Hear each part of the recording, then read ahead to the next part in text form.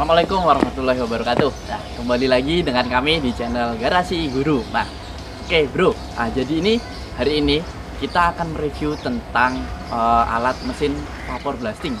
Dengar-dengar nih ya, di SMK SMTI Pontianak nih di sini mereka membuat alat namanya vapor blasting. Seperti apa sih alat yang dibikin di SMK SMTI Pontianak ini? Mari kita saksikan aja. Jadi nanti kita akan mereview tentang alat-alat yang dipakai, dia menggunakan bahan apa. Nanti kita lebih detailnya kita akan mereview ke dalam aja. Jadi kita langsung aja ke sana. Ciao.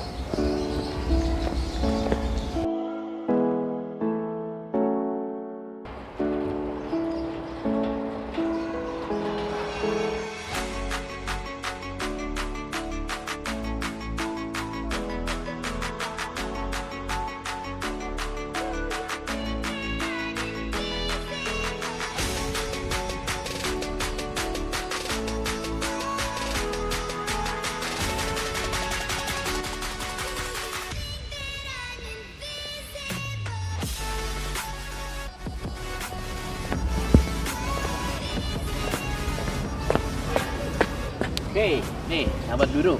Jadi tadi kita akan janjinya akan mereview tentang alat vapor blasting yang dibuat oleh SMTI. Nah, di belakang saya ini udah ada alatnya.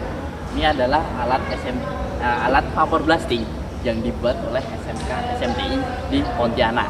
Nah, untuk detailnya kita akan mereview bagian per bagian nih dari body ini dengan dimensi dia tingginya dia sekitar 144 cm atau 1,4 meter. Nah, dengan panjang dari bodi ini dia adalah 1 meter. Nah, dengan lebarnya ke belakangnya dia sekitar 60 cm. Nah, jadi kenapa dia dimensinya cukup besar untuk ukuran vapor blasting? Karena targetnya adalah untuk membersihkan blok dari mesin mobil. Nah, jadi nanti targetnya blok-blok atas silinder headnya bisa masuk ke dalam kabinnya. Nah, terus untuk kaca-kacanya ini, nah ini menggunakan sementara ini masih menggunakan akrilik dengan tebal sekitar 6 mm. Nah, dengan dibaut-baut dengan baut stainless. Kita ngejar supaya tidak terjadi karat ketika digunakan. Nah, terus untuk ring dari di kabin vapor ini, ring ini kita dibikinnya menggunakan 3D printing. Di SMTI ini tersedia alat 3D printing untuk membuat ring untuk masuk tangan sini. Jadi nanti tangan bisa masuk sini, dia tidak tergores di plat-plat yang tajam. Nah, terus ini di bagian dalamnya coba kita buka nih. Di bagian dalam kami menggunakan frame ini, body ini kita menggunakan hollow galvanis dengan diameter dengan ukuran 2x2 cm dengan tebal 1,4. Nah, itu udah cukup untuk menopang dari body, dan body sendiri dia menggunakan plat galvanis dengan tebal 0,8 mili. Nah, terus untuk bagian alasnya, untuk jari-jarinya kita menggunakan plat strip dengan tebal kira-kira dia 1 sampai 2 mili dan disusun dengan berjajar. Nah, ini memudahkan nantinya ketika barang ditaruh di sini nanti tidak terjatuh. Oke. Nah, terus untuk selanjutnya di SMK SMTI Pontianak ini untuk nozzle-nya nih, nozzle ini menggunakan jenis S2O. Nah, dengan dulu kami membeli dari online. Nah, ternyata dia untuk dalamnya itu tidak tersedia nozzle tipnya. Maka dari itu sampai sekarang pun kami masih melakukan riset kecil-kecilan dengan menggunakan insertnya menggunakan bahan kuningan. Nih, bahan kuningan. Karena menggunakan kuningan jauh lebih efektif dibandingkan menggunakan plastik. Seharusnya dia menggunakan keramik, karena tidak tersedia di pasaran. kita inisiatif menggunakan bahan kuningan karena supaya lebih licin. Ini belum sempurna karena kita belum menemukan ukuran yang tepat, bagaimana sudutnya, terus dia diameter dalamnya berapa, ujungnya dia diameter berapa, itu belum begitu sempurna. Maka dari itu kita masih masih dalam sekali, masih jauh sekali melakukan riset untuk menghasilkan permukaan yang sempurna gitu. Nah, terus untuk pompanya lagi, Bang. Ini untuk sahabat guru. Untuk pompa kita menggunakan submersible pump. Ini dijual di pasaran banyak. Di pasaran ini paling sekitar harganya 700.000. Cuma akan tetapi kita menggunakan headnya kira-kira sekitar 4 meter untuk headnya. Nah, ini untuk yang paling minimum karena dari berdasarkan pengalaman kami sarankan jangan memakai yang di bawah 4 meter karena nantinya ketika di bawah 4 meter dia tidak bisa mengaduk.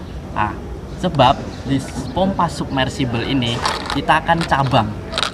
Ini dilakukan pencabangan yang di outputnya ini di inputnya glass bead dan air, dia akan disedot melalui lubang ini dan dia akan dialirkan di outputnya melalui lubang yang output. Nah, nanti akan dicabang. Cabang ini fungsinya untuk mengaduk glass bead yang ada di dasar ember. Nah, supaya dia nanti tidak menggumpal karena dia harus diaduk supaya glass bead itu mutar, terjadi turbulensi, dan dia ketika udah disedot lagi melalui sini, melalui lubang input dan output ini yang ke selang ke nozzle itu, dia akan tercampur sempurna. Tuh. Jadi saran saya usahakan kalau misal mau sahabat guru mau membikin, usahakan headnya di atas 4 meter.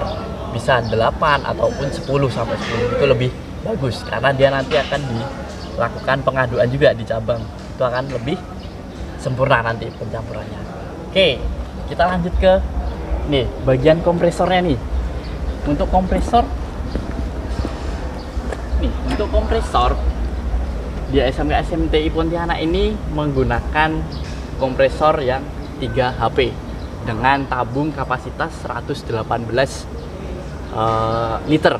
Nah, di tabung 118 liter pun kemarin waktu dilakukan percobaan untuk pertama kali itu masih terlalu ngempos, bahasa istilahnya ngempos tuh anginnya tekor karena kita masih lakukan riset yaitu tadi nozzle-nya itu ngempos itu bisa karena nozzle juga. Ternyata kemarin sharing sama komunitas di Vapor itu ternyata pengaruh juga nozzle, ukuran diameter nozzle itu pengaruh terhadap nantinya keluaran debit anginnya. Nah, akan tetapi ternyata penggunaan kompresor yang lumayan besar itu ternyata juga pengaruh ke hasil juga.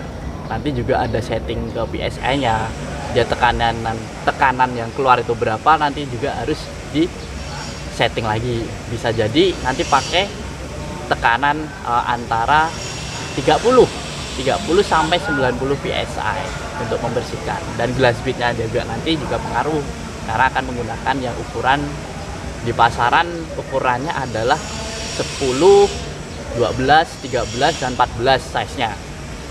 Tetapi kalau dikalibrasi itu akan dikalibrasi ke mesh, itu nanti akan ukurannya menjadi sekitar 100 sampai 300 mesh. Ya, jadi kalau kita menggunakan ukuran nomor 13 itu sama dengan dia meshnya 200. Nah, itu aja sih. Jadi kalau di pasaran masih menggunakan ukurannya berdasarkan 10, 12, 13 dan 14. Cuma kalau kalau sahabat guru nanti tahunya ukurannya mesh, berarti itu ukuran meshnya dikalibrasi menjadi mesh 200. Jadi sama dengan nomor 13 itu sama dengan meshnya 200. Oke. Terus untuk selang-selangnya sama sih. Ini tersedia di pasaran untuk selangnya. Selang ini kita menggunakan yang untuk mengaduk ini selang yang ada benang-benangnya karena dia ada tekanan, kita harus menggunakan selang yang kuat. Karena kalau tekanan tinggi, kita harus menggunakan selang-selang yang tekanan tinggi juga. Ini selangnya, contoh selangnya. Ini tersedia di pasaran, murah juga harganya. Paling sekitar 7.000 sih per meternya. Oke, sahabat guru. Nah, jadi kalau total-totalan hitungan untuk pembuatan kabinet dan mesin-mesin alat-alat yang digunakan, ini di luar kompresor ya, sekitar harganya 2.300.000. Itu pun kita menggunakan bahan-bahan yang ada di pasaran, dari baja holo, terus plat galvanis, akrilik, nah itu terus pompa-pompa juga. Ini kita menggunakan bahan-bahan yang tersedia banyak di pasaran. Itu pun nanti tergantung sahabat guru juga. Jadi nanti kalau sahabat guru mau menggunakan bahan-bahan yang levelnya di atas, mau menggunakan bahan seperti stainless, itu kan nanti budgetnya juga bisa lebih tinggi. Nah ini karena kami menggunakan bahan-bahan yang cukup dengan galvanis, dengan dilapis epoksi, itu udah cukup karena dia tidak mengalami korosi, itu sudah cukup. Oke, jadi cukup sekian tentang review alat vapor blasting yang dibuat di SMK SMTI Pontianak ini. Jadi jangan lupa subscribe di channel Garasi Guru. Terus nanti kita akan ketemu lagi dengan alat-alat inovasi yang lain. Oh iya, jadi mungkin untuk sesi kedua atau part kedua kita akan melakukan uji coba dan gimana hasil yang dihasilkan, pembersihan permukaan dihasilkan dengan alat ini. Oke, jadi cukup sekian dan terima kasih. Salam inovasi. Bye.